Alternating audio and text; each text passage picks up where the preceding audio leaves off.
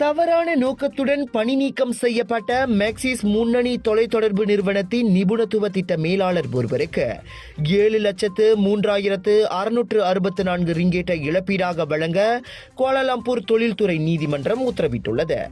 1995 ஆண்டு நெட்வொர்க் மேலாண்மை கட்டுப்பாட்டு அமைப்பு இயக்குநராக வெறும் 2,400 ரிங்கெட் சம்பளத்தில் மேக்சிஸ் பிராட்பேண்ட் நிறுவனத்தில் இணைந்த அங் கேங் சாங் 2021 ஆண்டு பணி நீக்கம் செய்யப்படும் போது மாதத்திற்கு 15,920 ரிங்கெட் சம்பளம் பெறும் நிபுணத்துவ மேலாளராக தனது தகுதியை உயர்த்தி கொண்டுள்ளார்.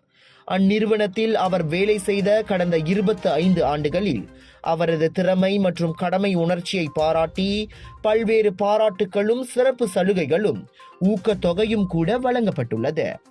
அதனால் 2021 ஆண்டு முறையான காரணமோ விளக்கமோ இன்றி பணி நீக்கம் செய்யப்பட்டுள்ளது தெரிய வந்துள்ளதாக தொழில்துறை நீதிமன்றம் தனது தீர்ப்பில் தெரிவித்துள்ளது.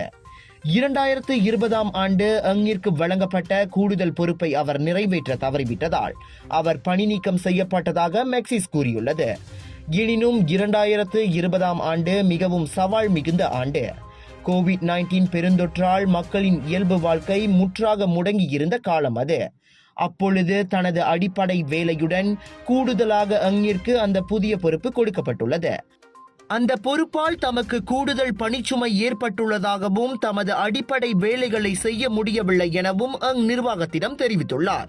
அதனை பொருட்படுத்தாமல் 2021 ஆண்டு அடைவு நிலை சரிவை காரணம் காட்டி வேலையில் இருந்து நீக்கப்பட்டது ஏற்புடையது அல்ல என நீதிபதி தெரிவித்தார். அதனால் மேக்சிஸ் நிறுவனம் 24 மாத சம்பள தொகையாக 3,05,664 ரிங்கேட்டையும் 25 ஆண்டு சேவைக்காக 3,98,000 ரிங்கேட்டையும் அங்கிற்கு இழப்பீடாக வழங்க வேண்டும் என நீதிபதி உத்தரவிட்டுள்ளார்.